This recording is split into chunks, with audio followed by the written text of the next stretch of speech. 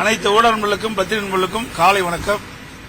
நேற்றைய தினம் இரவு மாண்புமிகு உள்துறை அமைச்சர் அவர்களை அவருடைய இல்லத்திலே சந்தித்து தமிழ்நாட்டில் அரசியல் நிலவரம் குறித்து கலந்து பேசினோம்.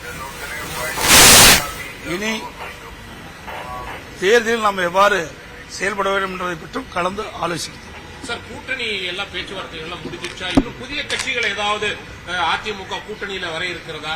சில கட்சிகள் பேசிட்டு இருக்கிறோம், வரதுக்கு வாய்ப்பு உண்டு. புதிதாக ஒரு கட்சி தொடங்கி இருக்கிறார். அவர் ஏற்கனவே அதிமுக இருந்தவர் சசிகலா அவர்கள்.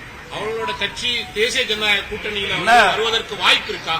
நேற்றுக்கு நடந்த கூட்டத்தில் இது சம்பந்தமாக பேசியதா? அதெல்லாம் அதை பேசவில்லை. அதை பற்றி பேசவில்லை. அது அவரை கேட்க வேண்டிய அவரை கேட்க வேண்டிய கேள்வி.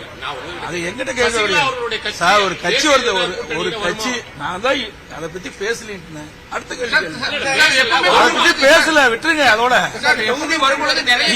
அதாவது அது காது மூக்கு வச்சு ஏதாவது இருக்குன்னு பாக்குறீங்க, அதெல்லாம் வேண்டாம். வரும்பொழுது பெரிய கூட்டத்தோட வருவீங்க, நிர்வாகிகள் நிறைய பேர் சார். அதுக்கு முந்தைய பாரத பிரதமர் அங்க வந்தாரு, புரியுதுங்களா?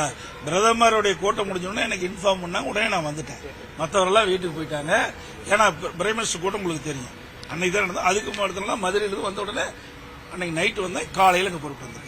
இதுல ஒண்ணு இது கிடையாது. எங்களை பொறுத்த வரைக்கும் சுமூத்தா மிகச் சிறப்பா எழுச்சிய கூட்டணி விரைவாக ஆரம்பிக்கப்படும். என்னென்ன தேர்தல் என்ன அறிவிக்கலையே, தேர்தல் அறிவிச்சாதானே கூட்டணி. ராஜேந்திரன் சொல்றாரு இது தேர்தல் தேதி அறிவிக்கிறதுக்கு பிறகுதான் தொகுதி. தேர்தல் தேதி அறிவிக்கல, எங்க கூட்டணி சுமூகமா இருக்குது, எதை பத்தி கவலைப்படல. திமுக கூட்டணி குழப்பம் இருக்குது.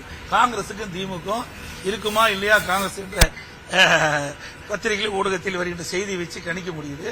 ஆக அங்கதான் அந்த கூட்டணியில் பிரச்சனை. அனைத்து இந்திய அண்ணா திராவிட முன்னேற்ற கழகம் மற்றும் தேசிய ஜனநாயக கூட்டணிகள் ஒன்றாக இணைந்து மிகச் சிறப்பாக செயல்பட்டிருக்கிறது. வருகின்ற தேர்தலிலே அனைத்து இந்திய அண்ணா திராவிட முன்னேற்ற கழக தலைமையில் அமைக்கப்படுகின்ற தேசிய ஜனநாயக கூட்டணி அதிக இடங்களில் வெற்றி பெற்று அதிமுக ஆட்சி அமைக்கும். நன்றி.